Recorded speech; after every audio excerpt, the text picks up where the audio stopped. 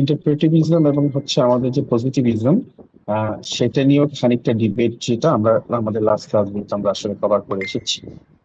এখন প্রশ্নটা হচ্ছে, এর মধ্যে অলমোস্ট 90% ডিসকাশনই আসলে হয়েছে যে একেবারে অ্যাবস্ট্রাক্ট লেভেলের নলেজের যে ফিলোসফি, সে নলেজের ফিলোসফি। ওকে, মানে সেটা হচ্ছে যে নলেজ সবগুলো ফিল্ডের ক্ষেত্রে আসলে কিভাবে কনস্ট্রাক্টেড হয়, আহ কিভাবে সেই জায়গাগুলোতে ডিবেট তৈরি হয়, এবং সেই ডিবেট গুলো কিভাবে নতুন নতুন জ্ঞানের শাখা বা ব্রাঞ্চের জন্ম দেয়, এবং সেখানে মেথোডোলজি কিভাবে কাজ করে, সেই ডিসকাশনটা আমরা দেখে এসেছি আমাদের লাস্ট 3টা টপিকে। যদিও আয়ের একটা ছোট্ট একটা টপিক আমরা পড়েছি সেখানে, ওই যে কার জন্য আন্ডারস্ট্যান্ডিং ভার্সেস এক্সপ্লানেশন, তাই না? তারপর হচ্ছে কার্ল পপার, টমাস কুন, এই জিনিসগুলা আমরা লাস্ট ক্লাসে পড়ে এসেছি আমাদের একটা প্রিভিয়াস ক্লাসে। হাউএভার, সেটা ছিল একেবারে ওই ডিবেটের সাথে কানেক্টেড আইআর এর জন্য। কিন্তু আজকে থেকে আমরা মোটামুটি রিসার্চ মেথড আইআর এর ক্ষেত্রে কিভাবে আসলে আমরা ইউজ করে থাকি, সেই জিনিসটা আসলে আমরা করবো, যে এই কোয়ালিটেটিভ রিসার্চটা আসলে একজন কোর আইআর এর স্টুডেন্ট হিসেবে আসলে আমরা কিভাবে দেখবো এবং আমরা কিভাবে আসলে ব্যবহার করবো। আমাদের এই আন্ডারস্ট্যান্ডিং আসলে এখন ডেভেলপ করা দরকার। তো সেক্ষেত্রে আমরা এই এই এই জ্ঞানটা আমাদের সবারই আছে যে আয়ার যে ডিসিপ্লিনটা, সেই ডিসিপ্লিনটা আসলে যখন শুরু হয়েছে তখন আসলে একটা নরমেটিভ ডিসিপ্লিন হিসেবে শুরু হয়েছিল, যে আসলে আমাদের বিশ্ব শান্তিকে রক্ষা করতে হবে, এবং রক্ষা করতে হলে বিশ্বের যুদ্ধ এবং শান্তি নিয়ে একটা পড়াশোনার ডিসিপ্লিন থাকতে হবে, যেটাকে আমরা পরে মানে আমরা তখন ইন্টারন্যাশনাল রিলেশনস নাম দিয়েছিলাম। কিন্তু এই সাবজেক্টটা যখন শুরু হয়, এই সাবজেক্টটা তো আসলে অর্গানিক্যালি শুরু হয় নাই। এই সাবজেক্টটা শুরু হওয়ার সময় এর উপর অন্যান্য অনেক সাবজেক্টের ইনফ্লুয়েন্স ছিল। কোন কোন সাবজেক্ট? এটার উপর ল, ইকোনমিক্স, হিস্ট্রি, ফিলোসফি, সাইকোলজি, ঠিক আছে, এই এই বিভিন্ন ধরনের সাবজেক্টের ইনফ্লুয়েন্সের মধ্য দিয়ে, বা আমরা বলতে পারি কনফ্লুয়েন্সের মধ্য দিয়ে আসলে আয়ার international relation as a subject হিসেবে আজ থেকে প্রায় 100 বছর আগে, 100 বছর কিছুটা বেশি সময় আগে এই সাবজেক্টটার যাত্রা শুরু হয়েছিল। যেহেতু এই সাবজেক্টটা আসলে অর্গানিক ওয়েতে এর যাত্রা শুরু করে নাই, বরং একটা নর্মেটিভ প্রসেসের মধ্যে দিয়ে এর যাত্রাটা শুরু হয়। ইন্টেনশনালি এই সাবজেক্টটাকে তৈরি করা হয়, এবং সাবজেক্টটা তৈরি করার সময় যেহেতু এই সাবজেক্টটা ফুলফিলড ছিল না, এই জন্য অন্যান্য অনেক সাবজেক্টের বিভিন্ন আসপেক্ট, বিভিন্ন কনসেপ্ট আমাদের আয়ার এর মধ্যে ব্যবহার করা হয়। তাই আমরা আয়ারকে বলি আয়ার ইজ এন ইন্টারডিসিপ্লিনারি সাবজেক্ট, তাই না? একটু তো আমরা জানি, একটু আমরা জানি যে আয়ার একটা ইন্টারডিসিপ্লিনারি সাবজেক্ট। আয়ার যেহেতু ইন্টারডিসিপ্লিনারি সাবজেক্ট, এই জন্য আমাদের আয়ারে কি করতে হয়? আমাদের আয়ারে একটু ল পড়তে হয়, একটু ইকোনমিক্স পড়তে হয়, একটু সোশিওলজি পড়তে হয়, তাই না? একটু ইকোনমিক্সও পড়তে হয়, একটু পলিটিক্যাল সায়েন্স পড়তে হয়, পলিটিক্যাল ফিলোসফি পড়তে হয়। এবং এগুলার বাইরে গিয়ে আয়ার এর যে কোর যে থিওরি গুলা, সেই থিওরি গুলা কিন্তু খুব বেশি না। তো আমরা যখন আয়ার এর কোনো একটা বিষয় নিয়ে আলাপ করি, তখন অটোমেটিক্যালি আয়ার এর কোর যে থিওরি, তার পাশাপাশি এই পলিটিক্যাল ফিলোসফি, পলিটিক্যাল সায়েন্সের কনসেপ্ট গুলা কিংবা ইন্টারন্যাশনাল ল এর কনসেপ্ট গুলো আমাদের কি করতে হয়, এখানে ব্যবহার করা লাগে, তাই তো? এবং এর ফলে আপনাদের যে বিভিন্ন অনার্সের বা আন্ডারগ্রেডের যে বিভিন্ন কোর্স, সেই কোর্সের মধ্যে দেখবেন যে এই কোর্স গুলোকে আপনাদের পড়তে হয়। ইন্টারন্যাশনাল ল পড়তে হয়, ল অফ দ্য সি পড়তে হয়, ইকোনমিক্স পড়তে হয়, আর কি পড়তে হয়, আর এর বাইরে সোশিওলজি পড়তে হয়, ইকোনমিক্স পড়তে হয়, ইনফ্যাক্ট একটা ল্যাঙ্গুয়েজ আপনাকে শেখানো হয়, যদিও ল্যাঙ্গুয়েজটা শেখানো হয় জব প্রসপেক্টের জন্য। বাট মুদ্রা কথা হচ্ছে যে আয়ার পড়তে গেলে আমার অন্যান্য অনেক ডিসিপ্লিন সম্পর্কে একটা বেসিক আন্ডারস্ট্যান্ডিং থাকা লাগে। কারণ হচ্ছে যে আয়ার ইটসেলফ একটা ইন্টারডিসিপ্লিনারি সাবজেক্ট, অনেকগুলো ডিসিপ্লিনের একটা অ্যামালগেশন হয়েছে হচ্ছে আমাদের এই আয়ার ডিসিপ্লিন। গুড, সেটা তো প্রবলেম না, কিন্তু বরং একটা স্ট্রেংথের জায়গা। কিন্তু as far age research methodology is concerned, এখানে একটা প্রবলেম হয়ে যায়। প্রবলেমটা হচ্ছে কি, প্রত্যেকটা ডিসিপ্লিনেরই, সেটা ইকোনমিক্স হোক বা সাইকোলজি হোক কিংবা হচ্ছে অ্যানথ্রোপোলজি হোক বা সোশিওলজি হোক, তাদের প্রত্যেকটা ডিসিপ্লিনারি ফিক্সড একটা, দুইটা কিংবা তিনটা রিসার্চ মেথোডোলজি থাকে, কোয়ালিটেটিভ রিসার্চ মেথোডোলজি থাকে। যে না, ঠিক আছে, আমার সাবজেক্ট যেহেতু এটা, আমার সাবজেক্ট যেহেতু অ্যানথ্রোপোলজি, তাই আমি আমার কোর রিসার্চ মেথোডোলজি হচ্ছে এথনোগ্রাফি। হ্যাঁ, আমি মানুষ নিয়ে এইভাবে এইভাবে পড়বো। কিংবা আমার রিসার্চ আমি আমি যেহেতু ইকোনমিক্স ডিপার্টমেন্টে স্টুডেন্ট, আমি বা ইকোনমিক্স ডিপার্টমেন্টের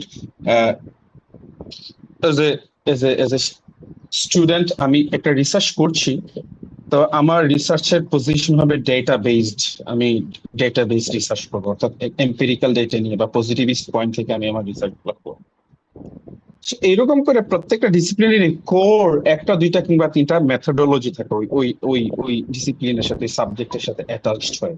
ঠিক আছে, সো তারা দেখা যায় যে বেশিরভাগ ক্ষেত্রে তাদের যে ডমিনেন্ট কোয়ালিটেটিভ মেথডোলজি, সেই ডমিনেন্ট কোয়ালিটেটিভ মেথডোলজি নিয়ে তারা রিসার্চ করে। এখন প্রবলেম হচ্ছে আয়ার তো আসলে একটা ইন্টারডিসিপ্লিনারি একটা একটা একটা ডিসিপ্লিন। এই ডিসিপ্লিনের মধ্যে অনেকগুলো ডিসিপ্লিন আসলে এমবেডেড অবস্থায় আছে। ঠিক আছে, হাইব্রিড একটা ডিসিপ্লিন আমরা বলতে পারি। এর ফলে এর কিন্তু ওই রকম করে কোনো কোর রিসার্চ মেথডোলজি ডেভেলপ হয়নি, বরং যে জিনিসটা হচ্ছে সেটা হচ্ছে বিভিন্ন ডিসিপ্লিনের সমন্বয়ে যেহেতু এই ডিসিপ্লিনটা তৈরি হয়েছে, ওইসব ডিসিপ্লিনের মেথডোলজিও আয়ের মধ্যে চলে এসেছে। এবং আমরা আয়ের রিসার্চ যখন করি তখন দেখা যায় যে কখন আমি সোশিওলজি রিসার্চ মেথডোলজি ইউজ করতেছি, কখনো আমি ইকোনমিক্স এর রিসার্চ মেথডোলজি ইউজ করতেছি, কখনো আমি এথনোগ্রাফি করতেছি, কখনো আমি হচ্ছে কেস স্টাডি করতেছি। ঠিক আছে, এর ফলে আইআর এর কোয়ালিটেটিভ রিসার্চ মেথডোলজি বলতে যদি আমি একটা সিঙ্গেল ডমিনেন্ট কোয়ালিটেটিভ মেথডোলজি বোঝাতে চাই, সেটা আমরা বোঝাতে পারবো না। কারণটা কি? কারণটা হচ্ছে আইআর এর মধ্যে বিভিন্ন মেথডোলজিক্যাল ট্রেডিশন ইন্টিগ্রেটেড হয়েছে। কেন হয়েছে? কারণ আইআর বিভিন্ন সাবজেক্টের সমন্বয়ে তৈরি হয়েছে। আমার এই কথাটা কি বুঝা গেছে? আমি যে কথাটা বললাম, বুঝতে না পারলে না বলেন, আর যদি বুঝতে পারেন, কথা বলতে যদি কষ্ট হয়, একটু চ্যাট স্যার বক্সে বুঝতে ওয়াই পেরেছি লিখেন। স্যার। না, একজন বলছেন, একটু ওয়াই লিখেন, তাহলে আমি সামনের পয়েন্টে আগাবো। না হলে এই পয়েন্টে আমি আরো 10 মিনিট কথা বলবো। কমেন্ট একটু ওয়াই কিংবা এন লিখেন, তাহলে আমার বুঝতে সুবিধা হবে চ্যাট বক্সে।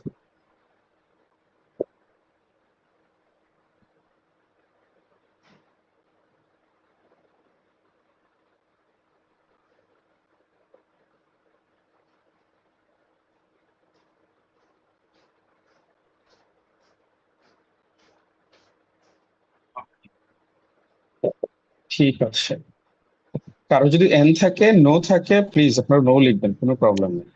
ঠিক আছে, ওকে। আচ্ছা, সো আমরা যদি এই প্রথম যে স্লাইডটা, সেই স্লাইডটা এখন একটু রিড আউট করি, তাহলে মোটামুটি পয়েন্টগুলো আমরা ধরে ফেলবো। International relations is characterized by a diversity of methodological traditions. এর ক্যারেক্টারটাই হচ্ছে যে এখানে ডাইভার্স মেথোডোলজিক্যাল ট্রেডিশনস এখানে এসে ইন্টিগ্রেটেড হয়েছে। ওকে, these methodologies are borrowed from various disciplines like law, economics, sociology and history. এটাও বোঝা গেছে যে যেহেতু আয়ার ডিসিপ্লিন তৈরি করার ক্ষেত্রে ল, ইকোনমিক্স, সোশিয়োলজি, হিস্ট্রি, অ্যানথ্রোপোলজি এগুলো গুরুত্বপূর্ণ ভূমিকা রেখেছে। তো আয়ার রিসার্চের ক্ষেত্রেও এদের যার যার যে রিসার্চ মেথোডোলজি, ল এর যে রিসার্চ মেথোডোলজি, ইকোনমিক্স এর যেটা, সোশিয়োলজি এবং হিস্ট্রির যে রিসার্চ মেথোডোলজি গুলা, সেগুলোও আয়ের এর মধ্যে চলে এসেছে। অর্থাৎ আয়ের বড় করেছে এই রিসার্চ মেথোডোলজি গুলো ল থেকে, ইকোনমিক্স থেকে, সোশিয়োলজি এন্ড হিস্ট্রি থেকে।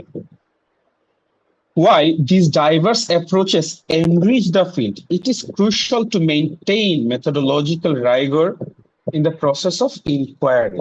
আচ্ছা, এখন তাহলে 3 নম্বর সেন্টেন্সটা যে যদি এগুলা আসছে, বাট এগুলা আসলে এতগুলা যে আসছে, এগুলোর মধ্যে আমি আসলে কোনটা চুজ করবো? একটা কমপ্লেক্স ডিসিশনের বিষয়, এটা খুব জটিল একটা ডিসিশনের বিষয়। হ্যাঁ, অ্যান্সারটা হচ্ছে আমি যে রিসার্চ মেথোডোলজি নেই না কেন, আয়ের মধ্যে বিদ্যমান যে রিসার্চ মেথোডোলজি আমি নেই না কেন, আমার যে জিনিসটা মেনটেন করতে হবে সেটা হচ্ছে যে মেথোডোলজিক্যাল রিগরটা আমি ঠিক মতো আমি মেনটেন করতে পারতেছি না। অর্থাৎ মেথোডোলজিক্যাল স্ট্যান্ডার্ড আছে। আমি সেটা ল এর মেথোডোলজি নিয়ে কাজ করি কিংবা ইকোনমিক্স এর মেথোডোলজি নিয়ে কাজ করি না কেন, যে মেথোডোলজি নিয়ে আমি কাজ করি, মেথোডোলজিটা ব্যবহার করার সময় আমার সেই স্ট্যান্ডার্ডটা মেনটেন করতে হবে। ঠিক আছে, এটা হচ্ছে important. It is crucial to maintain methodological rigour in the process of inquiry. তার মানে একটু থেকে আমরা বুঝলাম আয়ের ইন্টারডিসিপ্লিনারি সাবজেক্ট, যেহেতু বিভিন্ন ডিসিপ্লিনের মেথোডোলজি আয়ের মধ্যে চলে আসছে, এটা আয়ের রিসার্চের যে ট্রেডিশন সেটাকে এনরিচ করেছে, আবার একই সাথে একটু ঝামেলায় আমাদেরকে ফেলে দিয়েছে।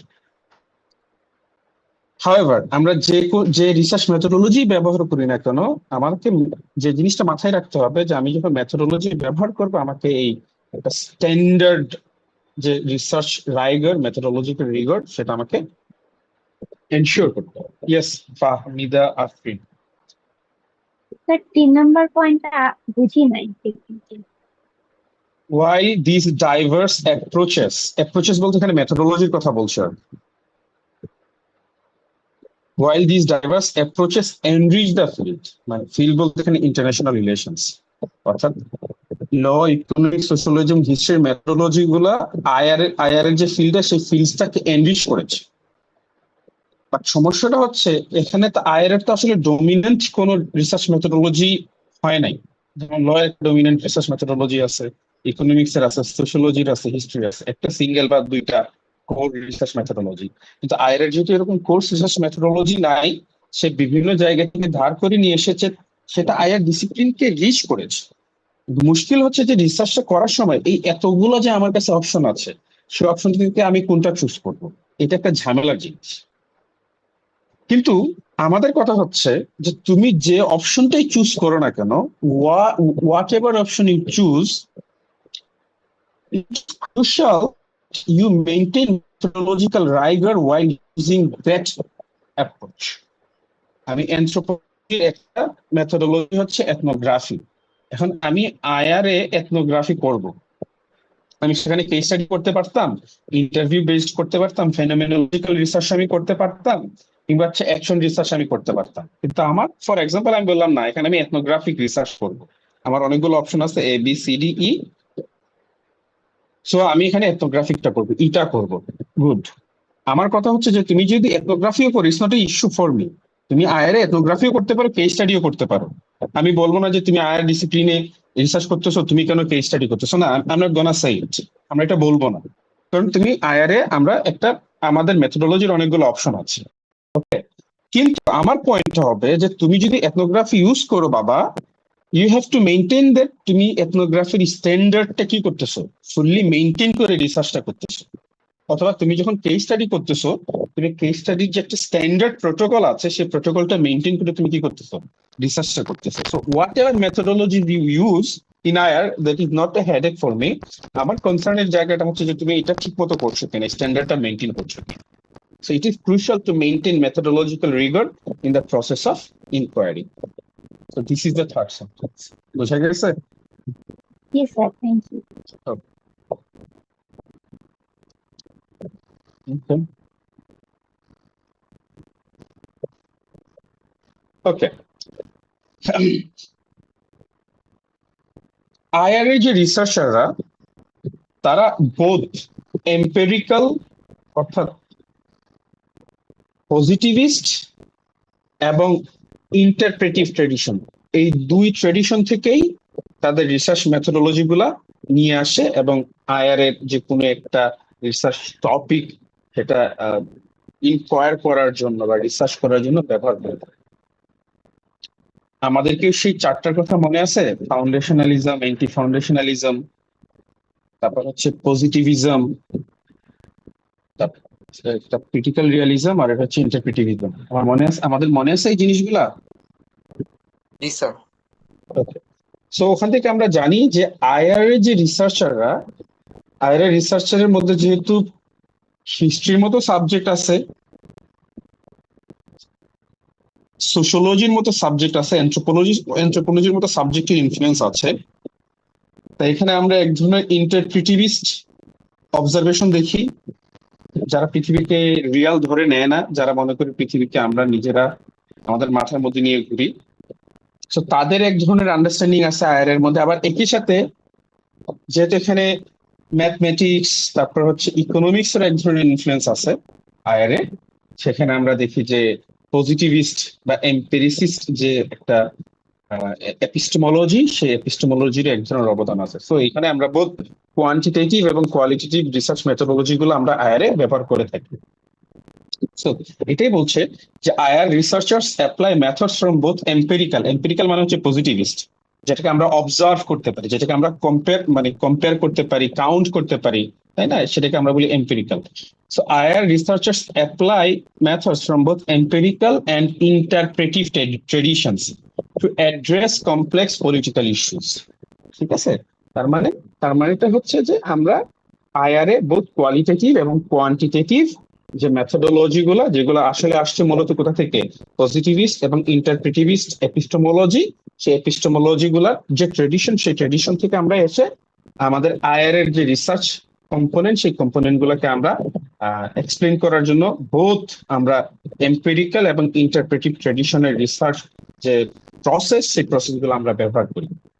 তো অনেক সাবজেক্ট আছে যারা শুধুমাত্র এম্পেরিক্যাল বা পজিটিভিস্ট মেথোডোলজি ব্যবহার করে। ফর এক্সাম্পল ইকোনমিক্স এর যে ছেলে মেয়েরা, তারা কিন্তু ওই ইন্টারপ্রেটিভিস্ট বা কনস্ট্রাকটিভিস্ট করে না। এদের সবকিছু হচ্ছে ডেটা ড্রিভেন। ঠিক আছে, জিডিপি কত, তারপর হচ্ছে এখন তাহলে দারিদ্র্যের হার কত, গ্রোথ কত হলো, অ্যাসেট কতটা বাড়লো, রিস্ক জোন কতটা তৈরি হইলো, ডিমান্ড কতটা বাড়লো, সাপ্লাই কতটা বাড়লো, প্রাইস কিভাবে এখানে ডিটারমিনেশন হচ্ছে, এই প্রত্যেকটা জিনিসই কিন্তু আমরা গ্রাফ চার্ট এগুলো দিয়ে ব্যবহার করি। তো এটা একেবারেই হচ্ছে পজিটিভিস্ট বা হচ্ছে এম্পেরিক্যাল রিসার্চ।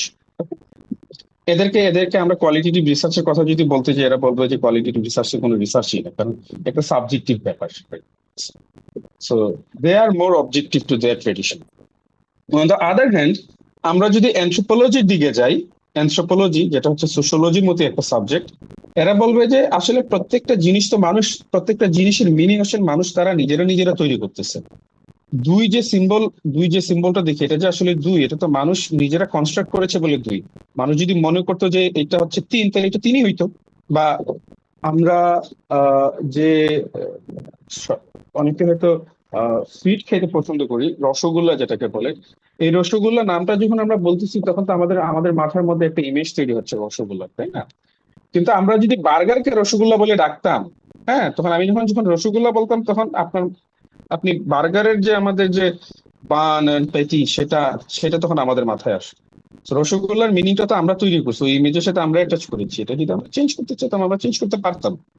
সো ওখানে আসলে ওই কে আমাদের মিনিংটা আসলে ইম্পর্টেন্ট। ঠিক আছে, অর্থাৎ আমি একটা ওয়ার্ডের সাথে কোন ইমেজকে অ্যাটাচ করতেছি, একটা সিম্বলের সাথে কোন কোন ল্যাঙ্গুয়েজটাকে আমি মানে অ্যাটাচ করতেছি, সেই জিনিসগুলো ইম্পর্টেন্ট হয়ে যাবে। ঠিক আছে, এর ফলে এদের কথা হচ্ছে, অ্যানথ্রোপোলজিক্যাল ট্রেডিশনের কথা হচ্ছে যে আমাকে meaning, context, concept, tradition, culture, এই জিনিসগুলোকে আমাকে বুঝতে হবে। শুধু নাম্বার দিয়ে আমি কোনো কিছু বুঝবো না, নাম্বার আদৌ দরকারও নাই। ঠিক আছে, কারণ মানুষ নিজে ওই মিনিং এর মধ্যে দিয়ে আসলে, এই সিম্বলের মধ্যে দিয়ে আসলে নাম্বার তৈরি করছে। এর ফলে অ্যানথ্রোপোলজিক্যাল ট্রেডিশন আপনি দেখবেন যে ওখানে কোয়ান্টিটেটিভ রিসার্চ মোটা দাগে অ্যাবসেন্ট। ঠিক আছে, সো কিছু সাবজেক্টে শুধু এরা কোয়ান্টিটেটিভে যায়, বা হচ্ছে এম্পিরিক্যাল রিসার্চে যায়, পজিটিভিস্ট রিসার্চে যায়। আর কিছু ডিসিপ্লিন দেখবো আমরা এরা পজিটিভিস্ট রিসার্চে যায় না, একেবারেই হচ্ছে ইন্টারপ্রেটিভিস্ট প্ল্যাটফর্ম, যেটাকে বলে আমরা কোয়ালিটেটিভ রিসার্চে যাই। কিন্তু যেহেতু আইআরএ এই বোথ ট্রেডিশন, বোথ ডিসিপ্লিন গুলো এসে আইআর কে ইনফ্লুয়েন্স করেছে, এবং এরা আসার সময় এদের মেথোডোলজি গুলো নিয়ে এসেছে। এর ফলে আমরা আইআরএ ইকোনমিক্স এর মেথোডোলজি, পজিটিভিস্ট মেথোডোলজিও যেমন দেখি, আবার হচ্ছে অ্যানথ্রোপোলজি, সোশিওলজি, হিস্ট্রির যে মেথোডোলজি, যেটা হচ্ছে মোটামুটি ইন্টারপ্রেটিভিস্ট মেথোডোলজি, সেই মেথোডোলজিও আমরা আসলে দেখি। এবং এর ফলে রিসার্চ করার সময় আমরা বোথ এম্পেরিক্যাল এবং ইন্টারপ্রেটিভ যে ট্রেডিশন, সেই ট্রেডিশন গুলোকে আমরা ব্যবহার করতে পারি, যেটা আমার সুবিধা হয় সেই অনুসারে আমি ব্যবহার করবো।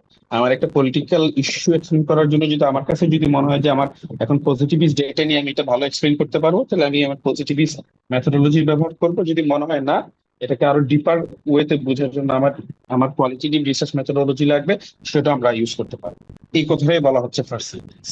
আচ্ছা, IR researchers apply methods from both empirical and interpretive traditions to address complex political issues. A plurality of methods is essential, but scholars must strive to uphold scientific standards and produce valid, reliable research. Okay, so political issues explain করার জন্য আমি একটা method use করতে পারি বা একাধিক method use করতে পারি, that is not the issue. Issues হচ্ছে আমাকে সাইন্টিফিক স্ট্যান্ডার্ড আমাকে মেনটেন করতে হবে, এবং ভ্যালিড, রিলায়েবল রিসার্চ আমাকে কি করতে হবে, আমাকে এটা আসলে তৈরি করতে হবে বা প্রডিউস করতে হবে। সেটা কিভাবে ভ্যালিড, রিলায়েবল রিসার্চ, সেটা আমরা পরবর্তীতে দেখবো। মুদ্রা কথা হচ্ছে যে আমার রিসার্চের মেথোডোলজি আমি কোয়ালিটেটিভ করবো না কোয়ান্টিটেটিভ করবো, আয়ের ক্ষেত্রে কোনটা ইম্পর্টেন্ট, এটা ভালো এটা খারাপ, ব্যাপারটা এরকম না। আমার যেটা প্রয়োজন সেটা আমি ব্যবহার করতে পারবো, বাট ব্যবহার করার সময় আমার সাইন্টিফিক স্ট্যান্ডার্ডটা একটু মাথায় রাখতে হবে। These methods are not only applicable for academic research but also for policy making in global political and economic arenas. আচ্ছা, মানে মুদ্রা কথা হচ্ছে যে আমরা যখন এই এই মেথড গুলা, রিসার্চের মেথড গুলা ইউজ করবো, এটা শুধু আমরা একাডেমিক রিসার্চের জন্য করব না। আমি যদি কোনোদিন ফরেন মিনিস্ট্রিতে যাই কিংবা হচ্ছে মানে একটা থিঙ্ক ট্যাঙ্কে যাই যেখানে আয়ের রিলেটেড রিসার্চ আমি করতে পারবো, সেখানে আমি মেথড গুলা ইউজ করতে পারবো। আমি যদি একটা এনজিও তে যাই, সেই এনজিও তে আমি এই রিসার্চ মেথড গুলো ইউজ করতে পারবো। এগুলো হচ্ছে খুবই নর্মাল কথাবার্তা, আমাদেরটা বলা যায়। আচ্ছা, সো আইআর এর মধ্যে আমরা যদি মানে এপিস্টেমোলজিক্যাল ডিভাইডটা দেখি, সেটা ওই আগেরই এই ডিসকাশনটা আমরা আগেও করে আসছি। যে কোনো সোশ্যাল সায়েন্সের ডিসিপ্লিনের মতোই আইআর আমরা দুই ধরনের এপিস্টেমোলজিক্যাল ট্রেডিশন দেখতে পাই। একটা হচ্ছে এম্পিরিসিজম, যেটার আরেকটা নাম হচ্ছে পজিটিভিজম, তাই না? আর আরেকটা নাম হচ্ছে ইন্টারপ্রিটিভিজম, যেটাকে অনেক সময় আবার কনস্ট্রাকটিভিজম বলা হয়। ঠিক আছে, সো এটা হচ্ছে পজিটিভিজম ভার্সেস ইন্টারপ্রিটিভিজমের যে ডিবেটটা, এই ডিবেটটা এখানে আয়ের কনটেক্সটে বলা হয়েছে, যেটা আমরা আমাদের লাস্ট ক্লাসে দেখে এসেছি। একটু যদি দেখি, জাস্ট আমাদের লাস্ট ক্লাসটা একটু রিভাইজ হয়ে যাবে। পজিটিভিজম বা এম্পিরিসিজম কিসের উপর ডিপেন্ড, মানে কিসের উপর ফোকাস করে? It focuses on objective observation, data collection and hypothesis testing. এই জিনিসই আবার হচ্ছে কোয়ালিটেটিভ মানে কোয়ান্টিটেটিভ রিসার্চের কথা। পজিটিভিজম বা এম্পিরিসিজম যে এপিস্টেমোলজি, সেখান থেকে আসলে কোয়ান্টিটেটিভ মেথোডোলজি আসছে। সো এম্পিরিসিজম বা পজিটিভিজমের যে ক্যারেক্টারিস্টিক্স, এগুলো তো আসলে কোয়ান্টিটেটিভ রিসার্চ মেথোডোলজিরও ক্যারেক্টারিস্টিক্স হবে, তাই না? তো কথাটা তো সহজ। So focus on objective observation, data collection and hypothesis testing, যেটা হচ্ছে কোয়ান্টিটেটিভ রিসার্চের ক্ষেত্রে আমরা দেখতে পাই। তো এরা একই ট্রেডিশন থেকে আসছে। Second, the goal is to explain phenomena using scientific methods derived from natural sciences. ঠিক আছে, ন্যাচারাল সায়েন্স থেকে যে ফিজিক্স, কেমিস্ট্রি বা ইকোনমিক্স, এখান থেকে যে যে যে ফেনোমেনা গুলো আসছে, causal relation, cause effect relationship, ঠিক আছে। F is equal to M A, হ্যাঁ, ফোর্স ফোর্স কিসের সমান? ফোর্স হচ্ছে মাস এবং হচ্ছে এক্সিলারেশন ত্বরণের সমান, ঠিক আছে। তো এই জিনিসগুলো আমরা এই এমপিরিসিজমের মধ্যে দেখতে পাই। এক্সাম্পল, আচ্ছা, এখন আয়ের ক্ষেত্রে এটা কিভাবে প্রযোজ্য, এটা আমরা একটু যদি দেখি, একটু থিওরিটা দেখেন, আমি আসছি।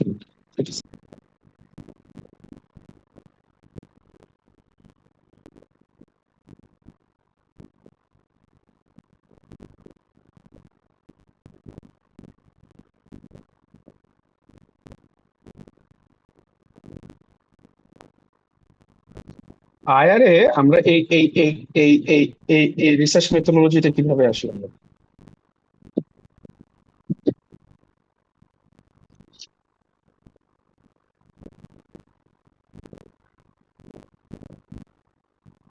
কিভাবে আমরা দেখি আয়ারে আমরা যে রিয়ালিস্ট থিওরিজ বা দেখি, এটা হচ্ছে মোটামুটি একটা এম্পেরিক্যাল একটা থিওরি, ঠিক আছে। হ্যান্স জে মর্গান তো কিংবা হচ্ছে কেনেথ ওয়ালস, তাদের যে রিসার্চ মেথোডোলজি ব্যবহার তারা করেছেন, তারা কিন্তু মূলত ডেটা এবং অবজারভেশনের উপর তারা আসলে তাদের থিওরিটাকে বেস করিয়েছেন। এবং এই এম্পেরিক্যাল থিওরি গুলোর মূল উদ্দেশ্য হচ্ছে কিন্তু একটা আউটকামকে আগে থেকে প্রেডিক্ট করতে পারে। সো এই জন্যই মানে আমরা যদি রিয়ালিজমের থিওরিটা পড়ি, এই রিয়ালিজমের থিওরিতে আমরা দেখি যে রাষ্ট্রগুলা কখন যুদ্ধে যায়, এটা যখন আমরা এক্সপ্লেনেশন খুঁজি, হ্যাঁ, তখন আমরা, বা এটা কেন যুদ্ধটা হচ্ছে, এই কজাল রিলেশনশিপ গুলো যদি খুঁজি, তখন আমরা ওই থিওরি মানে রিয়ালিজম থিওরি থেকে বলি যে এই রাষ্ট্রের সাথে এই রাষ্ট্রের একটা সিকিউরিটি থ্রেটের জায়গা ছিল বা একটা পাওয়ার গ্যাপ ছিল। এবং এরকম করে যদি পাওয়ার গ্যাপ হয়, আগেও 10টা ইনসিডেন্ট হয়েছে যেখানে কারণে কি হয়েছে, এই দুইটা রাষ্ট্রের মধ্যে যুদ্ধ হয়েছে, বা যে কোনো দুইটা রাষ্ট্রের মধ্যে পাওয়ার গ্যাপের কারণে যুদ্ধ হয়। এটা হচ্ছে আমার অবজারভেশন। তারপর তখন আমি প্রেডিকশন কি দিই, তখন আমি প্রেডিকশন দিই হচ্ছে, আচ্ছা, তাহলে যদি কান্ট্রি এ এবং কান্ট্রি বি এর মধ্যে কি থাকে, কান্ট্রি এ এবং কান্ট্রি বি এর মধ্যে কোনো ধরনের রিসার্চ মানে পাওয়ার গেট থাকে, তাহলে সেখানে যুদ্ধ হওয়ার প্রবাবিলিটি হয়। তার মানে আমি আমার যে এম্পিরিক্যাল অবজারভেশন, সেই অবজারভেশনের উপর বেস করে আমি একটা থিওরি ডেভেলপ করেছি, এবং সেই থিওরির কাজ কি? সেই থিওরির কাজ হচ্ছে প্রেডিক্ট করা। তাহলে রিয়ালিজমের মতো যে থিওরি গুলা বা লিবারালিজমের মতো যে থিওরি গুলা, এই থিওরি গুলো হচ্ছে অবজারভেশনের উপর বেস করে তৈরি হওয়া থিওরি। ঠিক আছে, যেটার উপর বেস করে তৈরি হওয়া থিওরি, এবং এদের কাজ হচ্ছে প্রেডিক্ট করতে পারা। ঠিক আছে, যে থিওরির প্রেডিকশন ক্যাপাসিটি যত বেশি, সেই থিওরিকে আমরা সবসময় তত ভালো থিওরি বলি। দিস আর এম্পিরিসিজম বা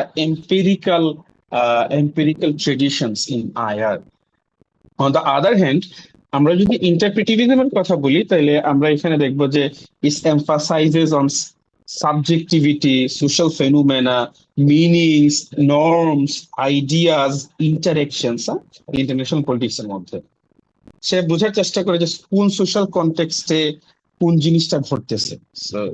সে মনে করে না যে ন্যাচারাল যে ফেনোমেনন আর সোশ্যাল ফেনোমেনন দুইটা একই। ইন্টারপ্রিটিভিজমের মূল আর্গুমেন্টটা হচ্ছে যে ন্যাচারাল ফেনোমেনন গুলা আর সোশ্যাল ফেনোমেনন গুলাকে একভাবে যদি আমি ট্রিট করতে চাই, তাহলে আসলে আমরা ভুল করব। কারণ একটা এলিমেন্ট হিসেবে অক্সিজেন, হাইড্রোজেন কিংবা হচ্ছে lithium, sodium, chlorine, potassium, nitrate, এগুলা যতটা নিউট্রাল এজ এন এলিমেন্ট হিসেবে নেচারের মধ্যে, আমার সোশ্যাল কনটেক্সটে মানুষ, রাষ্ট্র, সমাজ, এই জিনিসগুলা নিউট্রাল না। এর ফলে একটা নিউট্রাল অবজেক্টের উপর বেস করা ল, আমি যদি এই নন নিউট্রাল অবজেক্ট তো বলবো না, নন নিউট্রাল সাবজেক্টের উপর যদি আমি এটা ইম্পোজ করতে চাই, তাহলে আমি ভুল করবো। তো সেই জন্য ন্যাচারাল সায়েন্সের চেয়ে সোশ্যাল সায়েন্স অবশ্যই আলাদা হবে। ঠিক আছে, এটা হচ্ছে ইন্টারপ্রিটিজমের কথা, এবং এর ফলে সে সোশ্যাল কনটেক্সটের উপর বেশি গুরুত্ব দেয়, এবং সাইন্টিফিক মানে ন্যাচারাল যে সাইন্টিফিক অ্যাপ্রোচ, যেটা হচ্ছে ইকোনমিস্টরা নেয় বা রিয়ালিস্ট ট্রেডিশনের স্কলার নেয় আয়ের মধ্যে, এই ইন্টারপ্রিটিভিস্টরা সেই জিনিসটাকে রিজেক্ট করে দেয়, বলছে না, এইভাবে এটা আসলে জিনিসটা আসলে করা সম্ভব না। This is a very stupid idea to do it. ঠিক আছে, কারণ হচ্ছে যে তুমি এক জায়গা থেকে তুলে নিয়ে আসছো এবং কপি পেস্ট করতেছে উইদাউট আন্ডারস্ট্যান্ডিং দ্য কনটেক্সট। ইন্টারপ্রিটিভিজম এই জায়গা থেকে আলাদা।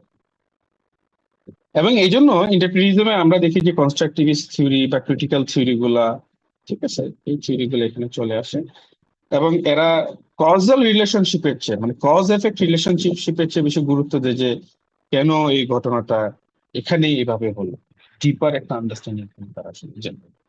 এবং এই জন্য কনস্ট্রাকটিভ থিওরিজ এর মধ্যে আমরা দেখি যে কিভাবে আইডেন্টিটি, বিলিফ, এই জিনিসগুলো গ্লোবাল পলিটিক্স কে আসলে ইনফ্লুয়েন্স করে। ফর এক্সাম্পল, আমরা যদি বলি যে কিছুদিন আগেও বাংলাদেশে, মাস দুয়েক আগে মনে হয়, ইসরায়েলের এগেইনস্টে এবং গাজার পক্ষে বাংলাদেশে একটা একটা একটা একটা নেশন ওয়াইড মার্চ হয়েছিল, ইফ ইউ রিমেম্বার, রাইট? তো ইসরায়েল যদি এজ এ স্টেট হিসেবে দেখি, এটা মোটেও আমাদের পেরিফেরিতে না, এটা আমাদের নেইবারিং কোনো কান্ট্রিও না, এর সাথে আমার কোনো সিকিউরিটি থ্রেটেরও জায়গা নেই অ্যাপারেন্টলি, এর সাথে আমার কোনো ইকোনমিক ইন্টারাকশন হয় না। So this is a non existing country for মানে ফ্রম বাংলাদেশি পার্সপেক্টিভ, মানে ওর সাথে আমার কোনো ঝামেলা নাই, ঝগড়া নাই এটলিস্ট। বাট দেন এগেইন আমরা এর এগেইনস্টে গ্লোবাল মার্চ করি, তারপর এর এগেইনস্টে আমরা ইউনাইটেড নেশনসে যতবার আসে ততবার আমরা ইসরায়েলের এগেইনস্ট এবং প্যালেস্টাইনের পক্ষে আমরা ভোট দিই। তো একেবারে যদি ইন্টারেস্টের কথা বলি, সেই রাষ্ট্রের সাথে তো আসলে আমার কোনো ইন্টারেস্টের জায়গা নাই, তাই না? বা আমার সিকিউরিটি থ্রেটেরও জায়গা নাই। তারপরে আমি ওই রাষ্ট্রের এগেইনস্টে কি করতেছি, যখনই পসিবল একটা পজিশন নিচ্ছি। এটা আসলে বোথ রিয়ালিস্ট ট্রেডিশন এবং হচ্ছে এই লিবারাল ট্রেডিশন থেকে এক্সপ্লেন করা টাফ। ঠিক আছে, তো এটা যদি আমাকে এক্সপ্লেন করতে হয় আয়ারে, তখন আমাকে ওই যে কজাল রিলেশনশিপ এর বাইরে গিয়ে কন্টেক্সট ড্রিভেন যে আন্ডারস্ট্যান্ডিং, সেই আন্ডারস্ট্যান্ডিং এর দিকে আমাকে একটু মাথায় রেখে সে কাজটা করতে হবে। সে তখন আইডেন্টিটি, বিলিফ, ফেথ, মানে দ্য আইডিয়া অফ উম্মান, যেটা আসলে এই জিনিসগুলোকে ইনফ্লুয়েন্স করতেছে, সেই জিনিসটা তখন আমাকে এইভাবে বুঝতে হবে। ঠিক আছে, তার মানে হচ্ছে যে কিছু কিছু ঘটনা আমি আয়ার এর মধ্যে ডেটা দিয়ে দেখতে পারবো, কিছু কিছু ঘটনা আসলে ডেটা দিয়ে আমি দেখতে পারবো না, তখন আমাকে কনস্ট্রাকটিভিজম বা ইন্টারপ্রিটিভিস্ট যে এপিস্টেমোলজি, সেটা ইউজ করতে হবে, এবং কখনো কখনো এই দুইটার একটা মিক্সচার আমাকে ব্যবহার করা লাগতে পারে। So this is the This is the epistemological debate or divide in IR research. আচ্ছা, এখন প্রশ্ন হচ্ছে, আমি আইআর রিসার্চার হিসাবে আমার সামনে তো অনেকগুলো অপশন আছে, সেই অপশনগুলোর মধ্যে কোন অপশনটা আমি চুজ করব, আমি কোন রিসার্চ মেথোডোলজিটা আসলে আমি চুজ করব, সেটা আসলে ডিপেন্ড করবে হচ্ছে আমার রিসার্চ কোয়েশ্চেনটা কি, আমার রিসার্চের পারপাসটা কি। আমার রিসার্চের পারপাস আমার রিসার্চ কোয়েশ্চেন ঠিক করে দিবে, এবং এই রিসার্চ পারপাস এবং রিসার্চ কোয়েশ্চেন মিলে আসলে আমি কোন ট্রেডিশনে যাব, আমি কি পজিটিভিস্ট বা এম্পিরিক্যাল ট্রেডিশনে যাব নাকি ইন্টারপ্রেটিভিস্ট ট্রেডিশনে যাব, অর্থাৎ আমি কি কোয়ালিটেটিভ রিসার্চ করব নাকি কোয়ান্টিটেটিভ রিসার্চ করব নাকি দুইটা মিলিয়ে মিক্সড মেথড রিসার্চ করব, সেটা আসলে আমার রিসার্চের পারপাসের উপর ডিপেন্ড করবে। So, এই জন্যই বলতেছে the choice of methodology is inherently tied to the purpose of the research. If you want to explain, then go for empiricism. But if you want to understand a phenomenon, then you have to choose constructivism বা interpretivism. So empirical research seeks to observe and explain causal relationship. কেন একটা যুদ্ধ হয়, ওয়ারের causality, কিভাবে একটা conflict আমি resolution করব, সেটা এম্পিরিক্যাল রিসার্চ দিয়ে আমরা সেই জিনিসগুলোকে এক্সপ্লেন করতে পারি। যেমন আমরা আরব স্প্রিং এর নাম শুনেছি কি, আরব স্প্রিং বা আরব বসন্ত। Yes, sir. আমরা যদি আরব স্প্রিং এ আমার যদি কোয়েশ্চেন যদি এভাবে হয় যে কেন আরব স্প্রিং হলো, হ্যাঁ, তখন আমি মূলত বোঝার চেষ্টা করব কোন পলিটিক্যাল ফ্যাক্টর বা ইকোনমিক ফ্যাক্টর কিংবা কিংবা হচ্ছে সোশ্যাল ফ্যাক্টরের কারণে এইগুলা করছে। এখানে কি পলিটিক্যাল রিপ্রেজেন্টেশনের অভাব ছিল, ইকোনমিক কোনো ক্রাইসিস ছিল, সোসাইটির মধ্যে কোনো টেনশন ছিল, এই প্রত্যেকটা জিনিস আমি ডেটা দিয়ে কি করতে পারবো, অবজার্ভ করতে পারবো। স্যার আমি এম্পিরিক্যাল রিসার্চ আমি সেখানে করে ফেলতে পারবো। আবার এটাই আমি ইন্টারপ্রেটিভিস্ট রিসার্চও করতে পারবো। কিভাবে, যে আইডেন্টিটি, ফেথ, তারপর হচ্ছে কি বলবো, পলিটিক্যাল আইডিওলজি, হ্যাঁ, এই এই এরা স্প্রিংকে কিভাবে আসলে ইনফ্লুয়েন্স করেছে, ঠিক আছে, বা দ্য আইডিয়া অফ পলিটিক্স কিভাবে এরা স্প্রিংকে ইনফ্লুয়েন্স করেছে, সেটা যদি আমাকে বুঝতে হয়, আইডেন্টিটির রোল আমাকে যদি বুঝতে হয়, তাহলে সেখানে আমাকে অবশ্যই ইন্টারপ্রেটিভিস্ট বা কনস্ট্রাকটিভিস্ট সময়টা তখন নিতে হবে। Same goes for Bangladesh. 2024 সালের যে আমাদের যে আপরাইজিং বা রেভলিউশন যেটা হয়েছে, সেটা বোঝার জন্য আমি এম্পিরিক্যাল রিসার্চ করতে পারি। সেক্ষেত্রে আমাকে দেখতে হবে যে আসলে এখানে পলিটিক্যাল রিপ্রেজেন্টেশনের কোনো ক্রাইসিস ছিল কিনা। ওকে, ইলেকশন গুলো হয়তো ভালো হয় নাই, এটা একটা এক্সপ্লেনেশন আসতে পারে। অথবা ইকোনমিক ক্রাইসিস হচ্ছিল, আমার রিজার্ভ চলে যাচ্ছিল, গ্রোথ হচ্ছিল না, বা জব ক্রিয়েশন হচ্ছিল না, ইউথদের মধ্যে ফ্রাস্ট্রেশন ছিল, সেটা একটা কজাল রিলেশনশিপ। সো এই যে এই কথাগুলো আমি বলছি, এগুলো কিন্তু আমি এম্পিরিক্যাল ডেটা দিয়ে আমি প্রুফ করতে পারবো, রাইট? কিন্তু আমি যদি বুঝতে চাই যে এখানে কি কোন ধরনের আইডিওলজি গুলা একটা আরেকটার সাথে কনফ্লিক্টে গিয়েছে, হ্যাঁ, সেই আইডিওলজি বা পলিটিক্যাল আইডেন্টিটি বেসড যে কম্পোনেন্ট গুলো ছিল, সেগুলো যদি আমাকে বুঝতে হয় যে এখানে ওকে বাংলাদেশের মানুষ বা ঢাকা ইউনিভার্সিটি বা ওভারঅল বাংলাদেশের স্টুডেন্টরা রাজাকার শব্দটা ভালোভাবে নেয় নাই, কেন নেয় নাই, what is the issue behind it, ঠিক আছে, এই জিনিস যদি আমাকে বুঝতে হয়, তাহলে কিন্তু আমাকে তখন ওই রাজাকার শব্দ নিয়ে মানুষ কিভাবে ইন্টারপ্রিটেশন করছে, তারপর কেন এই রিয়েকশনটা করছে, তখন আমাকে কিন্তু এটা ডেটা দিয়ে আমি করতে পারবো না। তখন সেটা করার জন্য আমার ওই সোশ্যাল কনটেক্সট, পলিটিক্যাল কনটেক্সটের মধ্যে এই শব্দটার মানেটা কি ছিল, ছেলেরা কিভাবে ইন্টারপ্রেট করছে, ওইটা নিয়ে আমার ডিপ ডাউন একটা ড্রাইভ দিতে হবে, এবং সেই আন্ডারস্ট্যান্ডিং তখন আমাকে জেনারেট করতে হবে। তাহলে সেক্ষেত্রে তখন আমাকে নিতে হবে হচ্ছে ইন্টারপ্রেটিভিস্ট মেথোডোলজি, ঠিক আছে। সো আমার রিসার্চের পারপাস যদি হয় যে পলিটিক্যাল, তারপর হচ্ছে ইকোনমিক, সোশ্যাল ফ্যাক্টর গুলার মধ্য দিয়ে আমি কজ ইফেক্ট বুঝতে চাই, তাহলে আমি এম্পিরিক্যাল নিব। আর যদি আমি ideology, idea, interaction, social context এগুলো বুঝতে চাই, তখন আমাকে নিতে হবে হচ্ছে ইন্টারপ্রেটিভিস্ট মেথোডোলজি। একটা দিয়ে আরেকটা করা যাবে না। আচ্ছা, যেটাই বলছে interpretive research aims to investigate meanings and norms behind international practices. মানে হচ্ছে যে ইন্টারন্যাশনাল প্র্যাকটিসেস বলতে এখানে বোঝাচ্ছে যে কোনো একটা ঘটনায় সাধারণত ইন্টারন্যাশনাল যে আমরা বলি সোসাইটি, তারা কিভাবে রিয়েক্ট করে সেটা যদি আমি কি বুঝতে চাই, ফর এক্সাম্পল কোথাও একটা রিফিউজি ক্রাইসিস হলো, তখন ইন্টারন্যাশনাল সোসাইটি কিভাবে রিয়েক্ট করতেছে, কেন এইভাবে রিয়েক্ট করতেছে, সেটা আমরা বুঝতে পারি। যে ফর এক্সাম্পল যদি আহ লেটস জাস্ট সে ফ্রান্সে কিংবা হচ্ছে ইটালিতে কিংবা হচ্ছে ইউএসএ তে যদি কোনো বম ব্লাস্ট হয়, সেখানে যদি 2জন মানুষ মারা যায়, সেটা অনেক বড় একটা ইস্যু। চার্লি হেবডো বলে একটা একটা একটা স্যাটায়ার ম্যাগাজিন ছিল, তো সেখানে আহ, যারা এটাকে পছন্দ করতো না তারা সেখানে অ্যাটাক করছে। সেটা ফ্রান্সের একটা ম্যাগাজিন ছিল। তো তাদের সাথে মানে কোনো হাইস্ট 4-5 জন মানুষ হয়তো মারা গেছে, নাম্বারটা খুব স্মল আর কি ছিল। প্রত্যেকটা মৃত্যু আসলে খুব করুণ, বাট যদি আমরা স্ট্যাটিস্টিক্যালি দেখি আর কি, নাম্বারটা খুব ছোট। তো তাদের প্রতি সলিডারিটি জানাইতে পুরো বিশ্বের সব নেতা ফ্রান্সে চলে গেছে, তারা এখানে মার্চ করেছে, প্রোটেস্ট করেছে। তো গাজাতে যখন 22,000-23,000 মানুষ প্রত্যেকদিন, মানে 22,000-23,000 মানুষ মারা গেছেন প্রত্যেকদিন, 100-200 মানুষ মারা যাচ্ছে, সেটা নিয়ে কিন্তু ইন্টারন্যাশনাল সোসাইটি ঠিক সেম ওয়েতে রিয়েক্ট করে না। কেন করে? এটা বুঝতে হলে ডেটা দিয়ে আমার কাজ হবে না। এটা দিয়ে ওটা বুঝতে হলে আমার ওয়েস্টার্ন সোসাইটি এবং নন ওয়েস্টার্ন সোসাইটির মধ্যে যে কোর ভ্যালিউ গুলা, কোন ভ্যালিউ গুলা কিভাবে একটা আরেকটার সাথে ওভারল্যাপ করে এই ধরনের ডিসিশনে আসতেছে, সেই জিনিসগুলো আমার একদমই নেই। এবং সেটা বোঝার জন্য আমার তখন এক্সপ্লানেশন হচ্ছে আন্ডারস্ট্যান্ডিং এ বেশি গুরুত্ব দিতে হবে। অর্থাৎ আমাকে তখন ইন্টারপ্রেটিভিস্ট মেথোডোলজি ইউজ করতে হবে। ওকে, আমার এই সাইটটা কি বোঝা গেল? যদি বুঝে থাকেন লিখেন ওয়াই, না বুঝে থাকলে লিখেন নো। এন, এন লিখলেই হবে। I am happy. একটু কোঅপারেশন আমি আশা করি।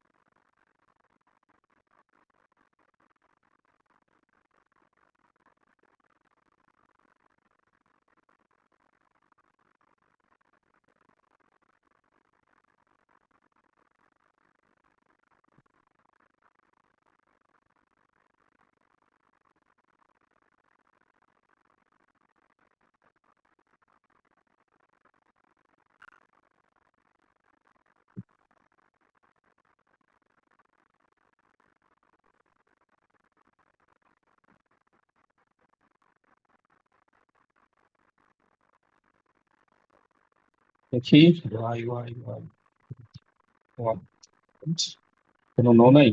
ভেরি গুড, ঠিক আছে। The role of research question in method. আচ্ছা, তো মাত্র 15 জন বলছে, বাকিরা কি তাহলে আসলে বুঝো নাই? আমি তো নাম্বার দেখে ইন্টারপ্রেট করতেছি। হোয়াট অ্যাবাউট আদার্স, যারা সাইলেন্ট?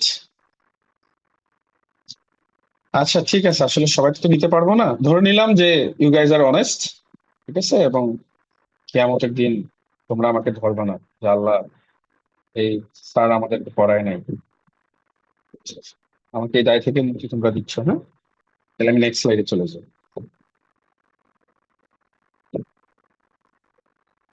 ওকে, এম্পেরিক্যাল রিসার্চ বা পজিটিভিস্ট রিসার্চ ইন আইআর ওই একই কথা ঘুরে ফিরে focuses on objective reality and the study of phenomena that exist outside the researcher's perception. ওই যে ফাউন্ডেশনালিস্ট অন্টোলজি, যে আমার আমার পারসেপশনের বাইরে একটা রিয়ালিটি আছে, অবজেক্টিভ রিয়ালিটি আছে, এবং সেটাকে আমি স্টাডি করতেছি। পজিটিভিস্ট এপিস্টেমোলজি যে উপরে যে অন্টোলজি, সেটা ফাউন্ডেশনালিস্ট এবং এরকমই। So uses quantitative data to test hypothesis and predict outcomes। জানার কথা আমরা জানি এই জিনিসটা। এর মেথড গুলা কি, কোন মেথড সে ব্যবহার করে? সে সার্ভে ব্যবহার করে, কেস স্টাডি ব্যবহার করে, স্ট্যাটিস্টিক্যাল মডেলিং ব্যবহার করে, ফর্মাল অ্যানালাইসিস ব্যবহার করে তার রিসার্চের পদ্ধতিতে। সার্ভে করে, কেস স্টাডি করে, স্ট্যাটিস্টিক্যাল মডেল তৈরি করে, অর্থাৎ এটাকে কি বলি, এসএলআর বলা হয় আর কি। Simple linear regression, multiple linear regression, logistic regression, ঠিক আছে, ফরেস্ট ক্লাউডিং কি জন্য বলে এটাকে, এরকম একটা অ্যানালাইসিস আছে।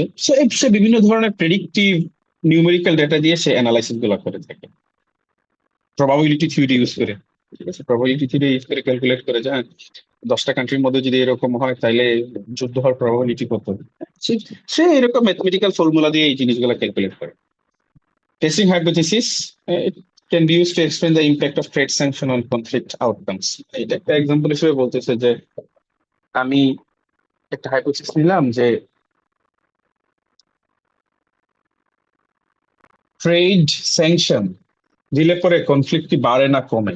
তো আমার নাল হাইপোথিসিস হচ্ছে যে আমেরিকা যখন একটা কান্ট্রির উপর ট্রেড স্যাংশন দেয়, হ্যাঁ, তখন সেই কান্ট্রি কনফ্লিক্ট থেকে বিরত থাকে।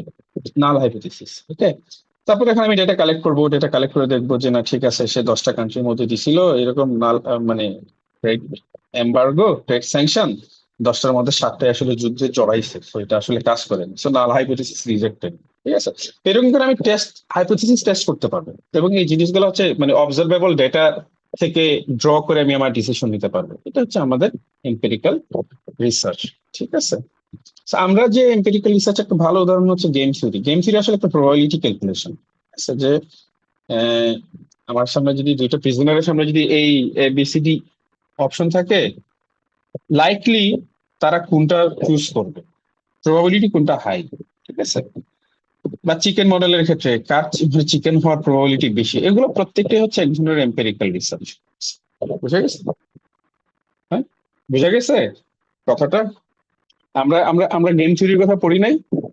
প্রিজনার্স ডিলেমা পড়েছি, সেখানে বলেছি না যে দুইজনই যদি এগ্রি করে যে হ্যাঁ আমরা ক্রাইমটা করেছি, তো দুইজনের 5 বছর করে জেল হবে। একজন যদি স্বীকার করে আর একজন অস্বীকার করে, তাহলে যে স্বীকার করছে তার হবে 1 বছর, আর যে অস্বীকার করছে তার হবে 10 বছর। আর দুইজনে যদি অস্বীকার করে তাহলে তারা দুইজনই মুক্ত হয়ে যাবে। এই 4টা অপশন ছিল, নাম্বার কিন্তু। এখন প্রবাবিলিটি কোনটা কোনটা ঘটার প্রবাবিলিটি বেশি। সো আইডিয়াটা হচ্ছে যে আমি যদি অস্বীকার করি আর আমার ফ্রেন্ড যদি স্বীকার করে ফেলে, তাহলে আমি তো 10 বছরের জন্য ফাঁসবো। ঠিক আছে, কারণ আমার ফ্রেন্ড কি করে আমি তো জানি না। তো এই জন্য স্বীকার করে নেওয়াটা হচ্ছে প্রবাবিলিটি কেসে এখানে সবচেয়ে বেস্ট অপশন। তো দুইজনই স্বীকার করবে বলে আমরা মনে করি আর কি। যে আদৌ বাস্তবে এরকম ঘটনা ঘটে কিনা আসলে বলাটা, আমরা এই ধরনের অ্যানালাইসিস আইআরএ করে থাকি। ঠিক আছে, So, এটা হচ্ছে এম্পিরিক্যাল রিসার্চ। ইন্টারপ্রেটিভ রিসার্চ হচ্ছে কি? ইন্টারপ্রেটিভ রিসার্চ হচ্ছে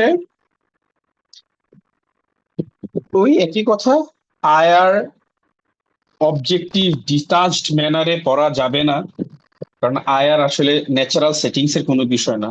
আয়ার হচ্ছে সোশ্যাল সেটিংস এর বিষয়, পলিটিক্যাল সেটিংস এর বিষয়। পলিটিক্স এবং সোশ্যাল সেটিংস এগুলো আসলে মানুষ তৈরি করে তার আইডিয়ার মধ্য দিয়ে, তার ইন্টারেকশনের মধ্য দিয়ে। তাই আয়ারকে শুধু নাম্বার দিয়ে বোঝা যাবে না, পড়া যাবে না।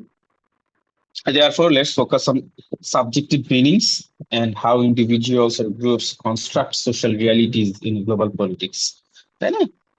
যেটা বলছিলাম আর কি, যে ওই চার্লি হেবডোতে ফ্রান্সে 2জন মারা গেল, এটা অনেক বড় ইস্যু, অনেক বড় রিয়ালিটি। আর যদি গাজায় হাজার হাজার মানুষ জেনোসাইডের শিকার হয়, সেটা গ্লোবাল রিয়ালিটি না। কেন রিয়ালিটি না? কারণ এই রিয়ালিটিটা আমি কনস্ট্রাক্ট করি। ওকে, সো ইয়েস, আমাকে যদি, যেহেতু এটা একটা কনস্ট্রাক্টেড রিয়ালিটি, সো আমাকে কনস্ট্রাক্টেড রিয়ালিটি কিভাবে আসলে কনস্ট্রাক্টেড হয় সেই প্রসেসটা আসলে আমাকে ট্রেস করতে হবে, সেই প্রসেসটা আসলে আমাকে ধরতে হবে। তো এই জন্য শুধু নাম্বার দিয়ে এখানে আসলে আমি জিনিসগুলো এক্সপ্লেন করতে পারবো না। তার ডমিনেন্ট মেথড গুলা কি, মানে রিসার্চ মেথডটা কি? আয়ার এর ইন্টারপ্রেটিভ রিসার্চের, সে ডিসকোর্স অ্যানালাইসিস করে, সে এথনোগ্রাফি করে, সে হিস্টোরিক্যাল অ্যানালাইসিস করে, সে রিসার্চ করে, ফেনোমেনোলজি করে, তারপর হচ্ছে কন্টেন্ট অ্যানালাইসিস করে, নেরেটিভ অ্যানালাইসিস করে, অনেক ধরনের অ্যানালাইসিস করে থাকে। Understand the symbols behind the Arab spring protest. Arab spring প্রোটেস্টের পিছনে কোন সিম্বল গুলা কাজ করছে, এটা একটা এক্সাম্পল হিসেবে আমি এখানে রেখেছি, টেক্সটও পেয়ে যাবেন। সেই সিম্বল গুলা তার জন্য আসলে খুব গুরুত্বপূর্ণ হয়ে ওঠে। ঠিক আছে, বা আমাদের প্রোটেস্টের ক্ষেত্রে যে সিম্বল গুলো খুব গুরুত্বপূর্ণ হয়ে উঠছে, কেন এই সিম্বল গুলো গুরুত্বপূর্ণ হয়ে উঠছে?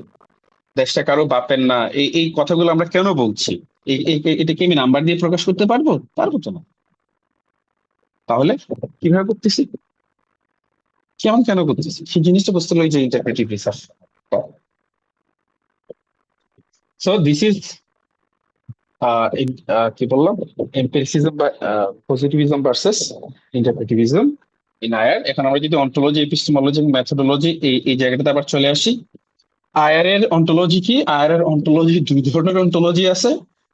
আয়ার এ বোথ স্টেটকে আমরা একটা ইন্ডিপেন্ডেন্ট রিয়ালিটি হিসেবে মনে করি, যখন আমরা আসলে রিয়ালিজমের আইডিয়াটা ধারণ করি, বা কেউ যদি ধারণ করে থাকে তাহলে সে অবশ্যই রিয়ালিজম তাকে প্র্যাকটিস করতে হবে।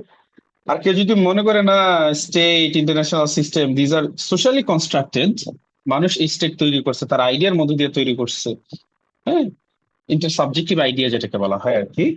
সো তখন তো আসলে এটা আসলে ইন্ডিপেন্ডেন্ট রিয়ালিটি না, এটা কিছু কনস্ট্রাক্টেড রিয়ালিটি। তখন আমাকে ওই কনস্ট্রাকটিভিস্ট বা হচ্ছে ওই ইন্টারপ্রেটিভ যে এপিস্টেমোলজি সেটা তখন নিতে হবে। সো আয়ার এর ক্ষেত্রে ইন্টারন্যাশনাল সিস্টেমটা আসলে কি, ইন্টারন্যাশনাল স্টেট আসলে কি একটা রিয়ালিটি, ন্যাচারাল রিয়ালিটি নাকি কনস্ট্রাক্টেড রিয়ালিটি, এটা নিয়ে কিন্তু আমাদের এক ধরনের ডিবেট আছে। এবং ডিবেট আছে বলেই বোধ আমি আয়ারে যখন কেউ রিয়ালিজম অ্যাপ্লাই করে আমি বলি না না না, এটা কোনো সমস্যা নেই, আমি এই কথা বলি না। কিংবা কেউ যদি আয়ার এর স্টেটকে চ্যালেঞ্জও করতে চায়, সেটাকে আমি কি করি না, ডিনাই করি না। ঠিক আছে, কারণে আয়ারে এই বোধ অন্টোলজিক্যাল ট্রেডিশন আছে। যেহেতু দুইটা অন্টোলজিক্যাল ট্রেডিশন আছে, সো অফকোর্স দুইটা এপিস্টেমোলজিও আছে, বোধ এম্পিরিক্যাল মেথডের বা পজিটিভিস্ট মেথডও আছে, আর ইন্টারপ্রেটিভিজমও আছে। সমস্যা নেই, বোঝা গেছে। মেথডোলজি ওই একই কথা, এম্পিরিক্যাল মেথডোলজি বা quantitative methodology, surveying data, modelling, statistical analysis. ইন্টারপ্রেটিভিজমের ক্ষেত্রে হচ্ছে case study, qualitative interview, historical analysis. এই কথাটা কি বোঝা গেছে? এইটাই হচ্ছে আমাদের এই লেকচারের মূল জিস্টটা, যে আয়ার এর ক্ষেত্রে আসলে অন্টোলজি, এপিস্টেমোলজি, মেথোডোলজি জিনিসটা কিভাবে আসলে আয়ার এর রিসার্চ আমাকে ইনফ্লুয়েন্স করতেছে। So, আমি বলতেছি অন্টোলজি, এখানে দুই ধরনের অন্টোলজি আমরা দেখতেছি। কেউ কেউ মনে করতেছে যে একটা ন্যাচারাল রিয়ালিটি আছে, স্টেট গুলো আউট অফ মাই ব্রেইন। আর কেউ কেউ মনে করতেছে না, স্টেট গুলো আসলে আমাদের ব্রেইনের মধ্যে আছে, আমরা কনস্ট্রাক্ট করেছি। যেহেতু এই দুই ধরনের অন্টোলজি আছে, তাই দুই ধরনের এপিস্টেমোলজি আছে। শুধু দুই ধরনের এপিস্টেমোলজি বহুত ধরনের থাকে, কিন্তু আমরা এই ক্ষেত্রে আমাদের পড়ার সুবিধার জন্য বলছি যে দুই ধরনের এপিস্টেমোলজি আছে। অর্থাৎ যখন অন্টোলজি হয়ে যাচ্ছে ফাউন্ডেশনালিস্ট, তখন এপিস্টেমোলজি হয়ে যাচ্ছে কি বলবো, পজিটিভিস্ট বা এম্পিরিসিস্ট। আর যখন হয়ে যাচ্ছে এটা এন্টি ফাউন্ডেশনালিস্ট, তখন আমরা এখানে ব্যবহার করতেছি ইন্টারপ্রেটিভিস্ট এপিস্টেমোলজি। আর আমরা জানি যে পজিটিভিস্ট এপিস্টেমোলজির সাথে থাকে হচ্ছে কোয়ান্টিটেটিভ মেথডোলজি, আর ইন্টারপ্রেটিভিস্ট এপিস্টেমোলজির সাথে থাকে হচ্ছে কোয়ালিটেটিভ মেথডোলজি। সো এখানে আমরা এই বোথ দুইটা জায়গায় দেখতে পাচ্ছি। সো এই স্লাইডটা কি বোঝা গেছে? একটু ওয়াই নো লিখেন, ওয়াই। তাহলে আমি নেক্সট স্লাইডে যাবো।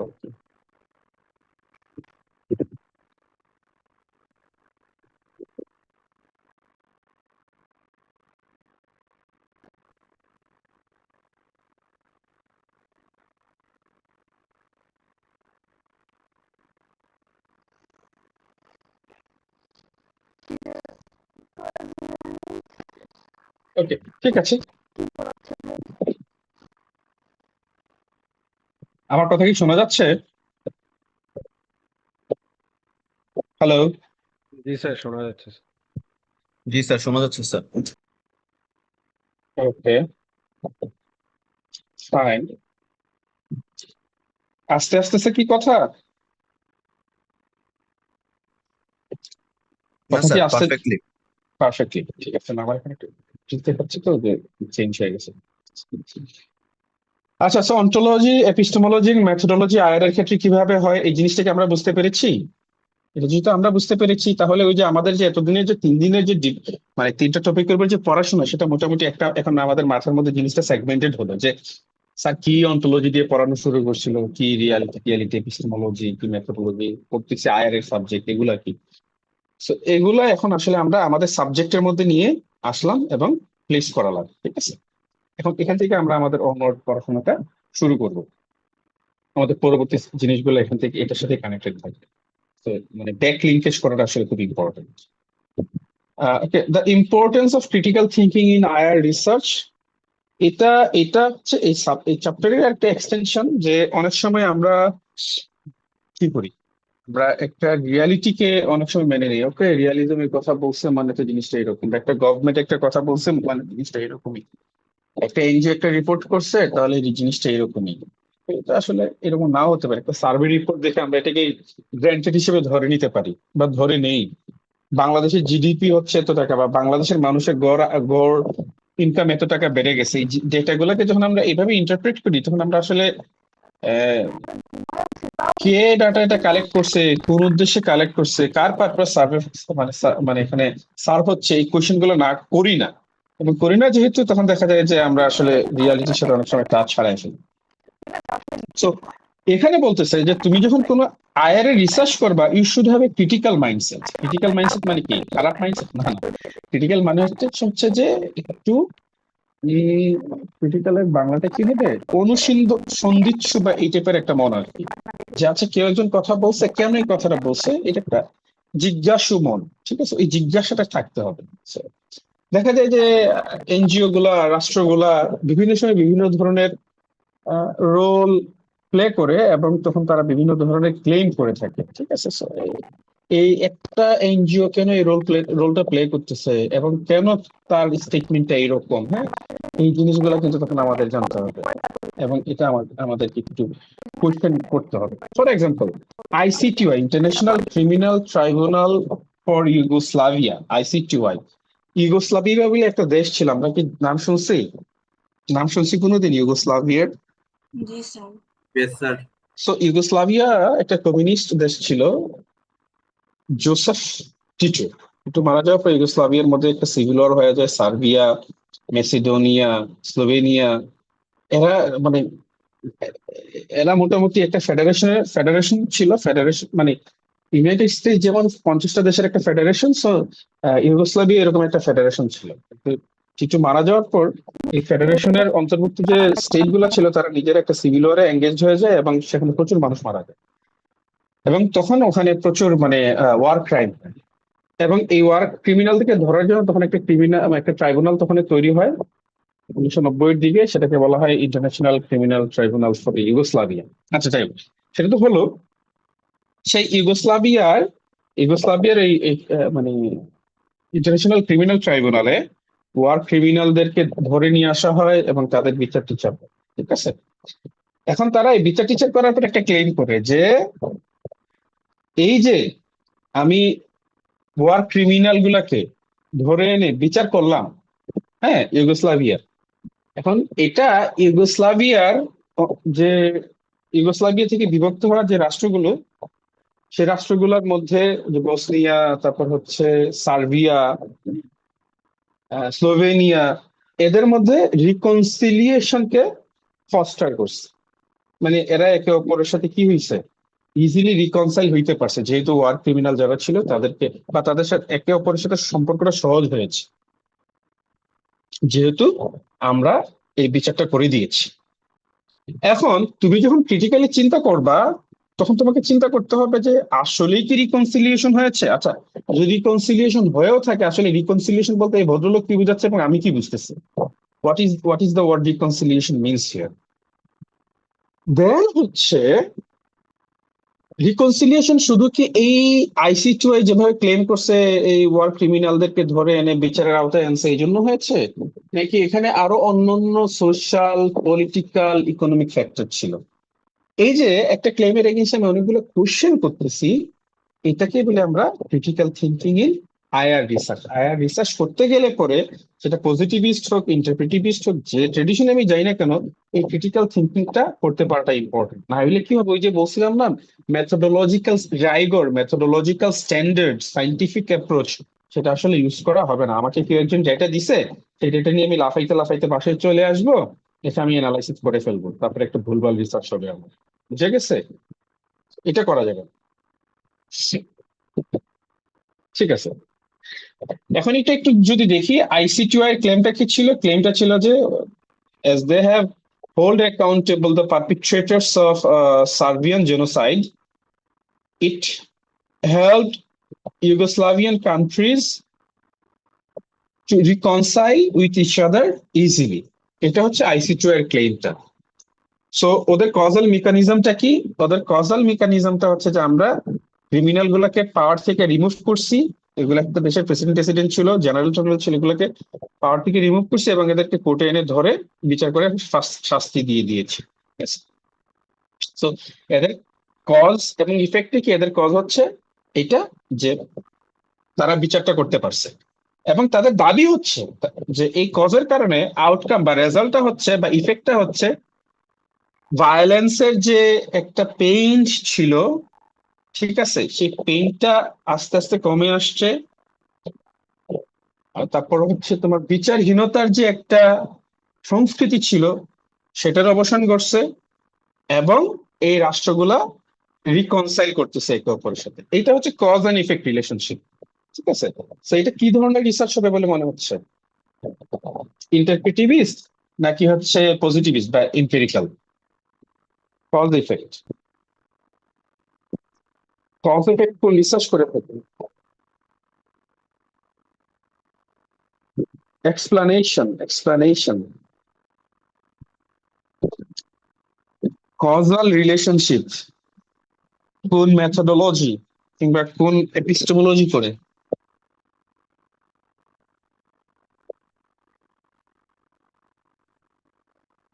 এটা একটা পজিটিভিস্ট অ্যাপ্রোচ, ঠিক আছে। কজ ইফেক্ট, দাম বাড়লে বাজারে সাপ্লাই বাড়ে না কমে? সেটা বলে ইকোনমিক্স পড়ছি। বাজারে যদি ডিমান্ড বাড়ে তাহলে কি সাপ্লাই বাড়ে না কমে? স্যার কমে। সাপ্লাই বাড়ে। ও স্যার বাড়ে, ঠিক আছে। আচ্ছা, এভাবে বলি, বাজারে যদি প্রাইস বাড়ে তাহলে ডিমান্ড বাড়ে না কমে? দ্রব্যমূল্যের দাম স্যার বেড়ে গেল। কমে। এই যে এটাকে বলি কজাল রিলেশনশিপ, ঠিক আছে। যেহেতু একটা ঘটতেছে, দাম যেহেতু বাড়তেছে, একটা কজ, এটার ইফেক্ট হচ্ছে যে একটা ডিমান্ড কমে যাচ্ছে, চাহিদা কমে যাচ্ছে। কজ, এগুলোকে বলা হয় পজিটিভিস্ট, ঠিক আছে, এবং ডেটা দিয়ে এটা আমরা লিখেছি।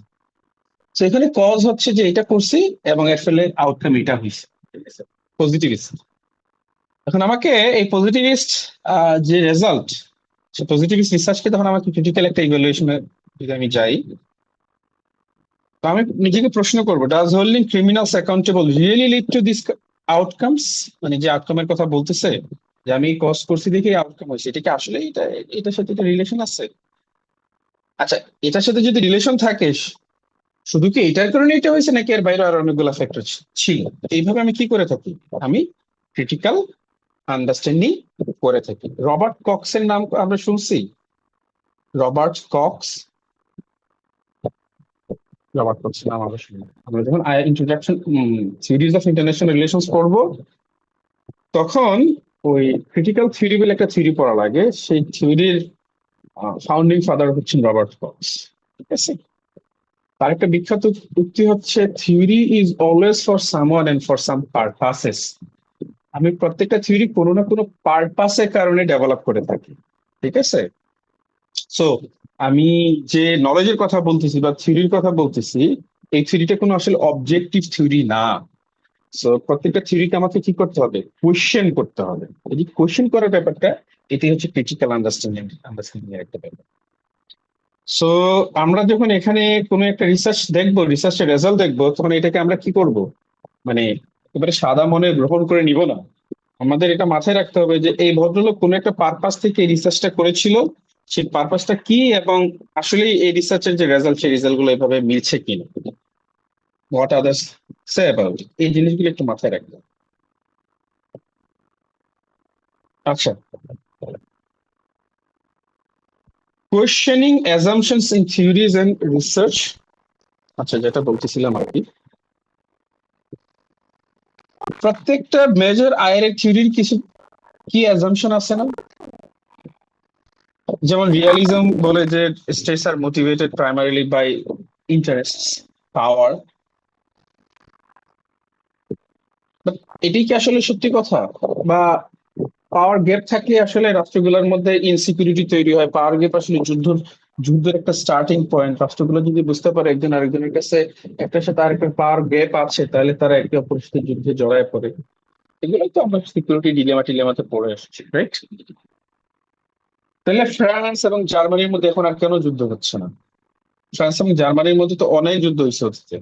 কিংবা ফ্রান্স এবং ইংল্যান্ডের মধ্যে এত শত বর্ষব্যাপী যুদ্ধ হয়েছে, সেই যুদ্ধগুলো আমরা এখন কেন দেখি না? ওয়াই, তাই না? তার মানে কোথাও না কোথাও তো কিছু একটা আছে যেটা আমরা এক্সপ্লেন করতে পারছি না। সো আমি যখন রিয়ালিজমের থিওরিকে পড়তেছি, it sounds so good, seems এটা সবকিছু এক্সপ্লেন করতে পারে, কিন্তু আসলে এটা অনেক কিছু এক্সপ্লেন করতে পারে না। ইনফ্যাক্ট এটার যে অ্যাজাম্পশন গুলা, যে স্টেট আসলে প্রাইমারিলি পাওয়ার দ্বারা মোটিভেটেড হয়, এই কথাটাও কি আসলে সত্যি কথা? এটা কেউ না কেউ কথাটা বলছে, হ্যান্স যে মর্গান তো এই কথাটা বলছে, বা থমাস হবস কথাটা বলছে। আরো অনেকে তো বলছে যে স্টেট গুলো আসলে পাওয়ার দ্বারা গাইডেড হয় না, স্টেট গুলা আইডিওলজি দ্বারা গাইডেড হয়, হইতেও পারে। এমন এমন কেউ এই কথা বলছে, নিশ্চয়ই আছে, তাই না? নন ওয়েস্টার্ন আয়ার গুলাতে তো, নন ওয়েস্টার্ন আয়ার এর মূল criticism of western IR is that is so power driven. এখানে আইডিওলজি, মোরালিটি, এথিক্স এই জায়গাগুলোর কোনো, মানে এই জিনিসগুলোর কোনো জায়গাই নাই। অন দ্য আদার হ্যান্ড আমরা যদি মানে নন ওয়েস্টার্ন আয়ার এর চাইনিজ স্কুল দেখি, সেখানে এথিক্স, মোরালিটি, তারপর হচ্ছে হায়ারার্কি, পিস, সেগুলো গুরুত্বপূর্ণ এলিমেন্ট দেন পাওয়ার। আমরা যদি ইসলামিক আয়ার দেখি, সেখানে হচ্ছে দ্য আইডিয়া অফ মাসলাহা বা good to people, peace to people, হ্যাঁ, এই যে মোরালিটি, এথিক্স, এই জিনিসগুলো গুরুত্বপূর্ণ। সেখানে মানে ওই সার্ভাইভালটা ইম্পর্টেন্ট না, সেখানে কোঅপারেশনটা ইম্পর্টেন্ট। ঠিক আছে? সেখানে মানে আমরা, কোরআনের একটা আয়াত আছে এরকম যে আমি তোমাদেরকে সৃষ্টি করেছি বিভিন্ন কালারে, so that you can recognise each other, এরকম একটা কোরআনের আয়াত আছে। অন দা আদার হ্যান্ড আমরা যখন ওয়েস্টার্ন আয়ারে দেখতেছি, তখন আমরা বলতেছি এই যে ডাইভার্সিটিটা, যে আমাদের যে কালচারাল ডাইভার্সিটি, আমাদের যে পলিটিক্যাল ডাইভার্সিটি, আমাদের যে রেশিয়াল ডাইভার্সিটি, এগুলো একটা একটা এগুলো আসলে কনফ্লিক্ট ইনডিউস করে। এই ডাইভার্সিটিটাই হচ্ছে আমাদের মানে কনফ্লিক্টের কারণ। তার মানে কি? তার মানে হচ্ছে যে রিয়ালিজমের যে অ্যাজাম্পশন, নট নেসেসারি এটা সবসময় ট্রু হবে। So, এটা আসলে ট্রু কি ট্রু না, এই কোশ্চেন করতে পারাটা হচ্ছে important। কারণ আমি যখন একটা একটা মেথোডোলজি নিচ্ছি, এবং মেথোডোলজির মধ্যে আমি একটা থিওরিকে প্লেস করে অ্যানালাইসিসটা করতেছি, of course it will B a good research, but আমার থিওরির অ্যাজাম্পশনে যদি ভুল থাকে, তাহলে আমি যে ভেরিয়েবল গুলো নিয়ে কাজ করব, সেই ভেরিয়েবল গুলো তো উল্টাপাল্টা হবে, এবং আমি যে রিসার্চটা পাবো সেটা একটা ফলস রিসার্চ হবে। So, এই ক্রিটিক্যাল থিঙ্কিং থাকাটা হচ্ছে ইম্পর্টেন্ট। আচ্ছা, practical applications of critical thinking. ওই আমার ক্রিটিক্যাল থিঙ্কিং যদি ঠিকঠাক মতো না হয়, আমি যদি এক্সাক্ট জিনিসটা বের করে নিয়ে না আসতে পারি, আমি যখন পলিসি ফর্মুলেট করব, আমি রিসার্চ করে নিয়ে আসলাম ভুলভাল জিনিস, সেই ভুলভাল জিনিসের উপর আমি বেস করে পলিসি যখন বানাতে যাবো, সেই পলিসি কি কাজ করবে? অবশ্যই সেই পলিসি কাজ করবে না। সে পলিসির কোনো এফেক্টিভনেস থাকবে না, বরং এই পলিসির কারণে ডিজাস্টার হবে। বাংলাদেশ বা বিভিন্ন পৃথিবীর বিভিন্ন রাষ্ট্রে রিসার্চ ড্রিভেন, রিসার্চ বেসড অনেক মানে অনেক পলিসি নেওয়া হয় না, but most of them ends into failure. Why? কেন? আমার রিসার্চের অবজেক্টিভ আমি ফুললি অ্যাচিভ করতে পারি নাই। ঠিক আছে? এর ফলে যে ভুলভাল রিসার্চের ভুলভাল কারণ নিয়ে আমি পলিসি যখন ইমপ্লিমেন্ট করতে গেছি, অফকোর্স এটা ডিজাস্টার হবে।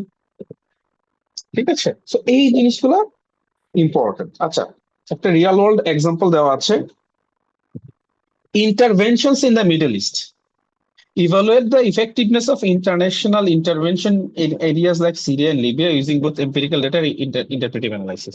আচ্ছা, দুইটা আমরা জানি যে মিডল ইস্টে প্রচুর যুদ্ধ হয়েছিল, বা এখনো টুকটাক হচ্ছে বিভিন্ন জায়গায়, এবং ইন্টারন্যাশনাল অথরিটি এখানে বা ইন্টারন্যাশনাল সোসাইটি এখানে বিভিন্ন সময় ইন্টারভিন করছে, যদিও সিলেক্টিভলি করছে।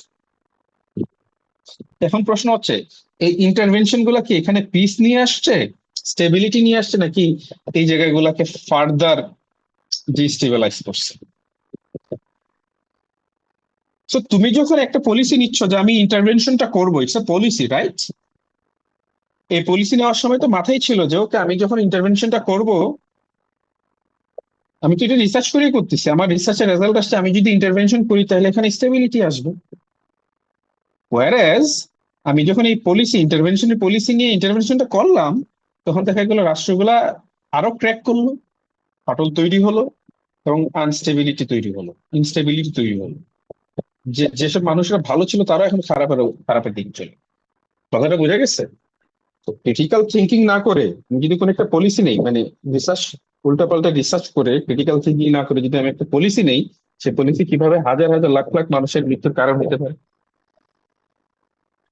তো আমি আরেকটা গল্প বলি। গল্পটা হচ্ছে এরকম যে একবার চায়নার যখন মাও জেদুং ক্ষমতায় আসলেন, তখন চায়নাতে খাদ্য শর্টেজ হচ্ছিল, ফুড শর্টেজ হচ্ছিল। ফুড শর্টেজ হচ্ছিল কারণ হচ্ছে চায়না তখন হচ্ছে একটা ফিউডাল সোসাইটি থেকে বা একটা একটা আর্লি ডেমোক্রেটিক সোসাইটি থেকে কমিউনিস্ট সোসাইটিতে গেছে।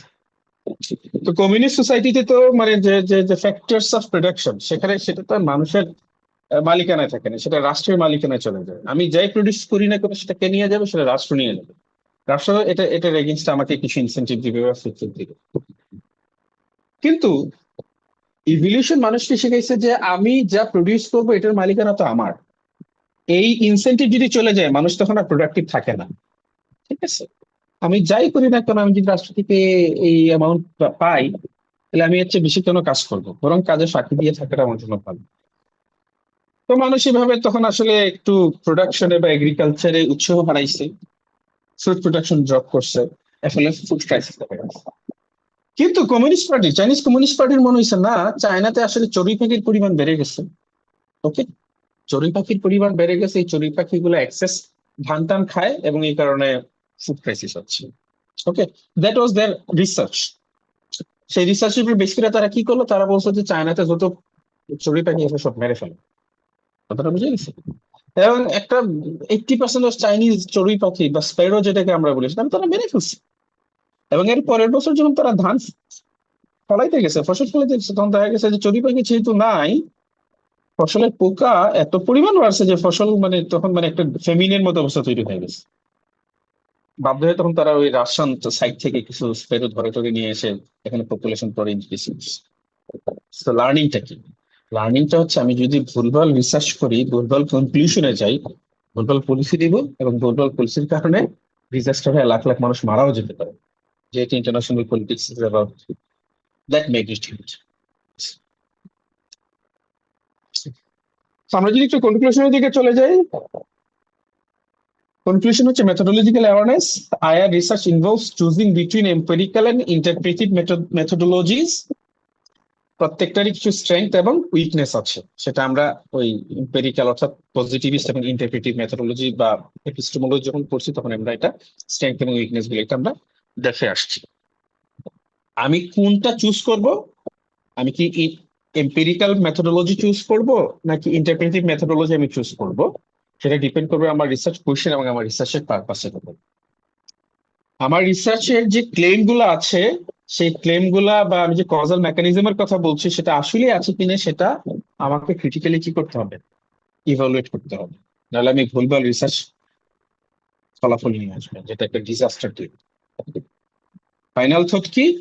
আমি যদি মেথোডোলজি, ক্রিটিক্যাল অ্যানালাইসিস এগুলা কি করতে পারি, রাইগোরাসলি কম্বাইন করতে পারি, যেটা আমার মেথোডোলজি, এবং এই মেথোডোলজি যখন আমি ইউজ করছি তখন আমার একটা ক্রিটিক্যাল মাইন্ডসেট আছে, এই জিনিসটা যদি থাকে, তাহলে আমরা কি করতে পারবো, আমরা তখন মিনিংফুল নলেজ জেনারেট করতে পারবো এবং গ্লোবাল ডিবেটস এবং পলিসি মেকিং এ আমরা কন্ট্রিবিউট করতে পারবো। তো দিস ইজ দ্য সামারি। তাহলে ক্লাসটা একটু যদি আমি 1 থেকে 2 মিনিট আবার ব্রিফ করি, আজকে আমরা শিখেছি হচ্ছে যে রিসার্চ মেথোডোলজি আইআর এ আমরা কিভাবে ব্যবহার করে থাকি। রিসার্চ মেথোডোলজি বলছি কিন্তু আমি, কোয়ালিটি কোয়ান্টিটিভ মিক্স এটা বলিনি, বলছি রিসার্চ মেথোডোলজি আমরা আইআর এ কিভাবে ব্যবহার করে থাকি। তো এতদিন আমরা রিসার্চ মেথোডোলজি একটা অ্যাবস্ট্রাক্ট আন্ডারস্ট্যান্ডিং ডেভেলপ করেছি, অন্টোলজি, এপিস্টেমোলজি কি, মেথোডোলজি কি, সেগুলো জেনেছি। তারপর হচ্ছে মেথোডোলজি গুলোর মধ্যে পার্থক্য কি, কোয়ালিটিটিভ কোয়ান্টিটিভ মধ্যে পার্থক্য কি। আমরা আরো জেনেছি হচ্ছে ইন্টারপ্রেটিভিজমের সাথে ওই পজিটিভিজমের কি পার্থক্য, এটসেট্রা এটসেট্রা, এই জিনিসগুলো আমরা দেখেছি। আজকে ওই ওই আলোচনাটাই আমরা আইআর এর ক্ষেত্রে করতেছি। আমরা বলতেছি যে আইআর এজ এ ডিসিপ্লিন, এটা সেন্ট্রাল কোনো বা মেগা কোনো রিসার্চ মেথোডোলজি নাই। এটা যেহেতু একটা ইন্টারডিসিপ্লিনারি সাবজেক্ট, অর্থাৎ বিভিন্ন ডিসিপ্লিন থেকে কিছু কিছু জিনিস এনে এই সাবজেক্টটা তৈরি করা হয়েছে। আসলে ওই ওই ডিসিপ্লিন গুলা, যে ডিসিপ্লিন গুলো আসলে আইআর কে তৈরি করছে, সেই ডিসিপ্লিন গুলার মেথোডোলজিও আইআর এর মধ্যে চলে আসছে। এবং এর ফলে আইআর এর আমরা বোধ পজিটিভিস্ট এবং ইন্টারপ্রেটিভিস্ট মেথোডোলজি দেখতে পাই। অর্থাৎ আমরা বোধ কোয়ালিটেটিভ এবং কোয়ান্টিটেটিভ মেথোডোলজি আমরা আয়ারে ব্যবহার করি। যেহেতু আমার সামনে অনেকগুলো অপশন আছে, কোন অপশনটা আমি চুজ করব, কোয়ালিটেটিভ নাকি কোয়ান্টিটেটিভ, সেটা ডিপেন্ড করবে হচ্ছে আমার রিসার্চ কোয়েশ্চেনের উপর, রিসার্চের পারপাসের উপর। আমার রিসার্চের পারপাস অনুসারে আমি আইদার কোয়ান্টিটেটিভ অথবা কোয়ালিটেটিভ রিসার্চ মেথোডোলজি আমি নিব, বা মিক্স মেথড আমি করতে পারি। কিন্তু ইম্পর্টেন্ট এইটা না যে আমি আসলে কোন মেথোডোলজিটা নিচ্ছি, ইম্পর্টেন্ট হচ্ছে যে মেথোডোলজিটা আমি নিচ্ছি সেটাকে আমি সাইন্টিফিক্যালি ইউজ করতে পারছি কিনা, ওই যে ক্রিটিক্যাল মাইন্ডসেট।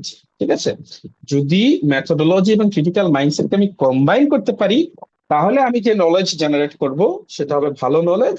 সেই নলেজ আসলে গ্লোবাল যে একাডেমিয়া, সেই একাডেমিয়াতে গ্লোবাল পলিসি মেকিং ডিসিশনে একটা কন্ট্রিবিউশন রাখবে। এলস আমি যেগুলা তৈরি করবো সেগুলো হবে গার্বেজ। কথাটা কি বোঝা গেছে? রিসার্চ মেথডস ইন আয়ার, এই লেকচারটা যদি বুঝে থাকে আমরা লিখবো ওয়াই ওয়াই ওয়াই, না লিখলে নো নো নো। ঠিক আছে।